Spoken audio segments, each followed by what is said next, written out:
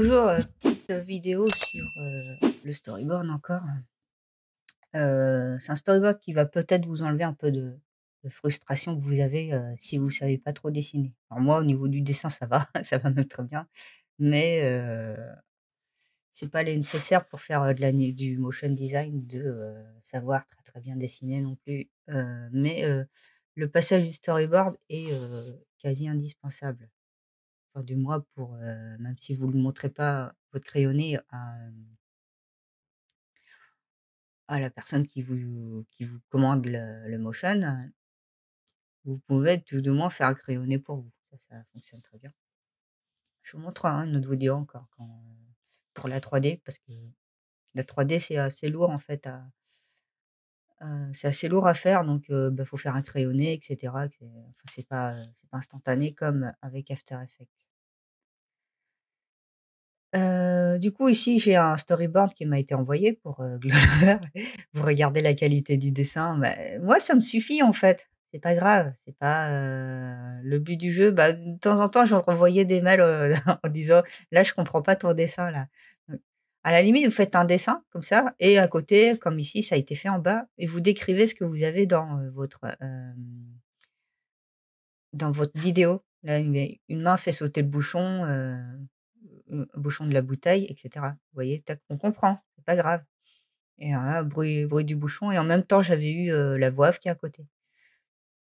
Donc voilà ce qui m'a été envoyé, hein. C'est un dessin, il est, heu, il est assez vilain, mais on comprend. Moi, limite, tu mettrais, des personnages bâtons, ça m'irait tout complètement. Le but du jeu, c'est de se faire comprendre, c'est pas de faire des beaux trucs dès le départ qui, de toute façon, sera vu par personne. Donc vous voyez?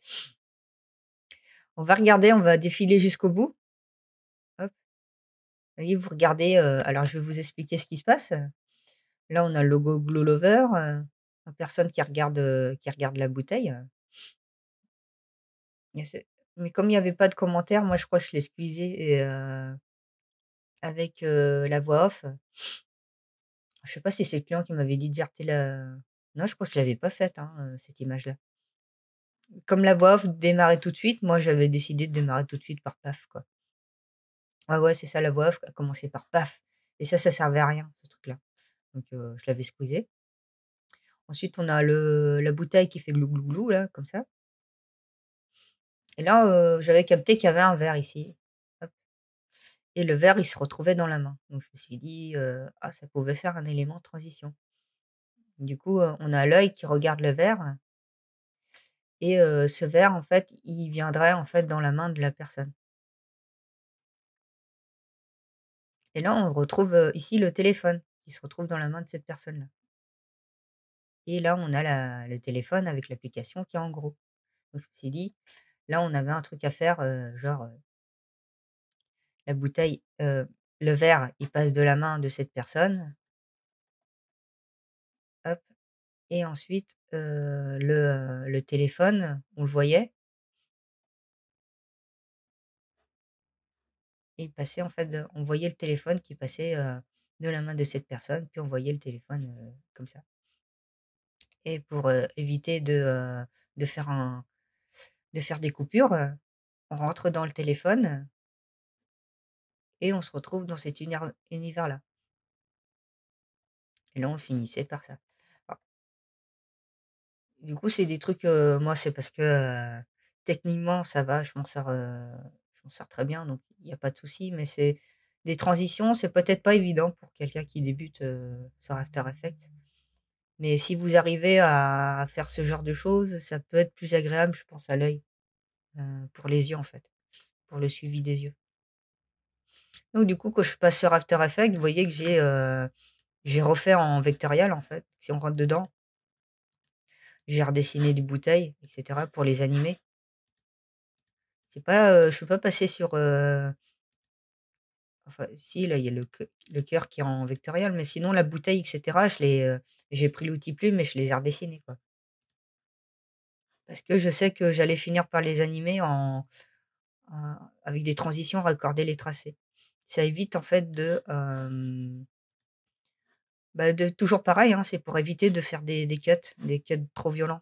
Quand vous avez, un trait qui rentre, qui se dessine et puis qui disparaît tout doucement, là, il y a quelque chose de plus agréable, je trouve. Pour moi, personnellement. Donc le storyboard, c'était ça. Vous voyez, je passe de l'un à l'autre, tac, tranquillement. Hop. Après, je vais dans composition, rendu d'image. Je vous rappelle, le rendu d'image, on le fait en intégrale et pas en 4K ou etc. Et après, vous le compilez et vous envoyez ça en PDF. Vous voyez qu'on retrouve en fait tous les éléments. Si je prends mon script là, on retrouve tout, hein. Heu, tac.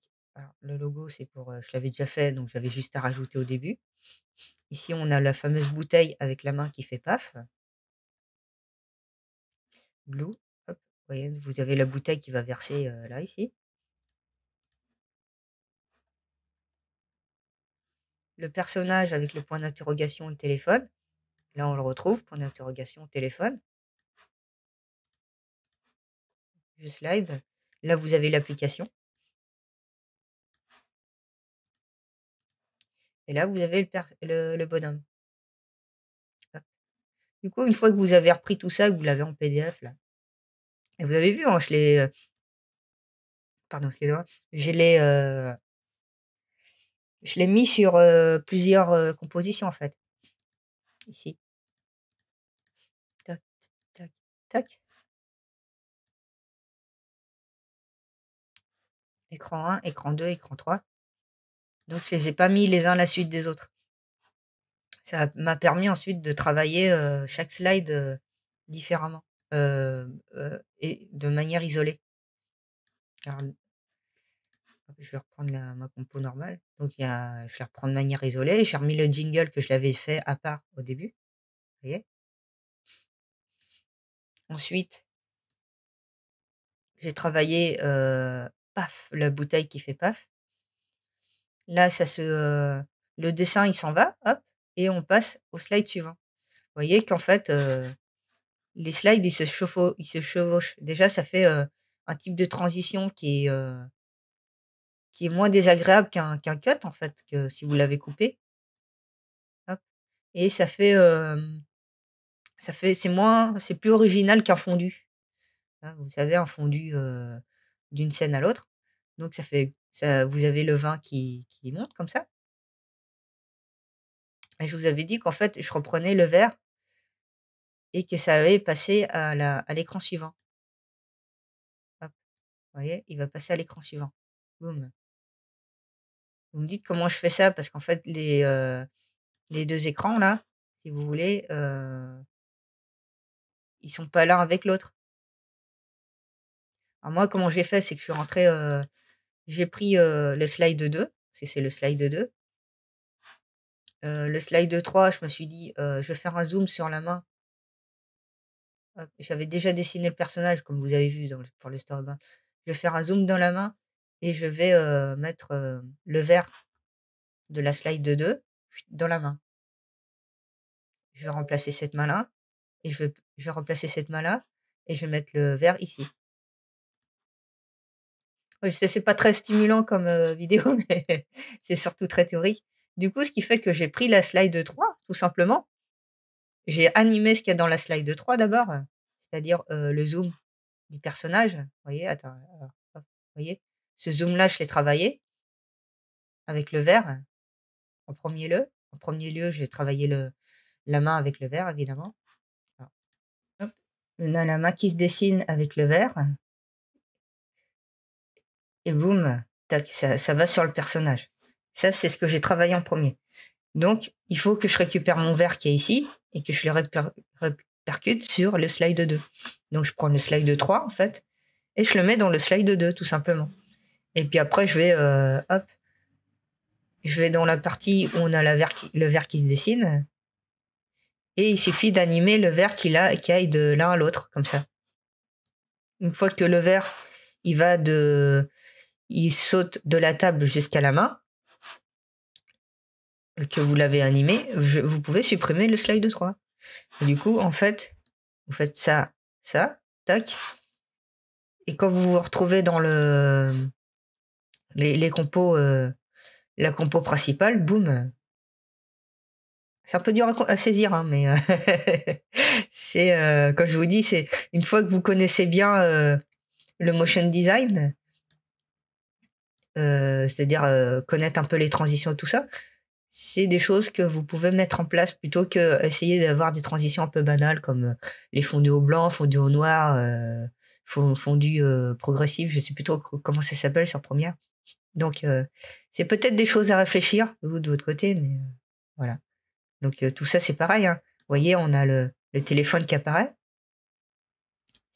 et là il va sauter sur la main du personnage là, chut, boum.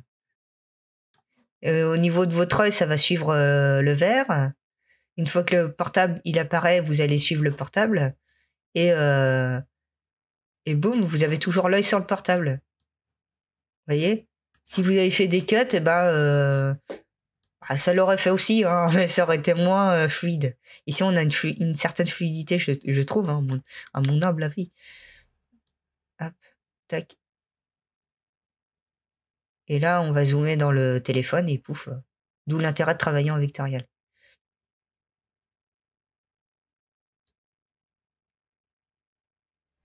Vous voyez, le but du jeu, c'est d'essayer d'être fluide, quoi. Enfin, moi, mon idée, c'était dans cette vidéo-là, comme c'était sur un liquide, hein, le vin, je voulais vraiment que ça soit très fluide, en fait. Voilà. Voilà, bah, c'est à peu près tout, hein. J'ai pas essentiellement grand-chose à dire. C'est vraiment plus pour vous expliquer comment moi j'essaye de faire des transitions un peu plus originales, un peu plus malin, quoi, que juste faire des cuts ou alors faire des changements de position, parce que je vois ça assez souvent. Moi aussi je le fais, hein. Je le fais, je le fais, ça dépend du tarot, mais ça dépend du tarot et de ce que la personne fait. Faut pas s'embêter à faire tout ça si l'autre il me dit ouais, fais un truc en 2-2, on s'en fout. Ouais. Tu prends le machin, tu le bouges et puis tu fais passer comme un diaporama, quoi. C'est pas super excitant, mais là je voulais vraiment faire un truc hyper un peu plus créa qui m'intéresse un peu plus. Et donc je vais mettre la vidéo à la fin et vous verrez, il y a une certaine fluidité, quoi. Donc je vais vous dire au revoir. Dans quelques minutes, vous serez incollable sur le vin que vous dégustez et sur le vigneron qui l'a produit. Paf! Vous venez de faire péter le bouchon d'une bouteille que vous allez boire entre amis. Ça tombe bien car le vin doit rester fun. Inutile d'être un expert pour savoir en parler. En revanche, savoir ce qui se passe derrière l'étiquette permet aussi d'apprendre de façon ludique. Vous accéderez ainsi, selon vos choix, à plusieurs niveaux d'information pour mieux comprendre le travail du vigneron. Puis, vous découvrirez son univers et son histoire. Cliquez maintenant sur l'étape suivante depuis l'application pour faire la connaissance du vigneron.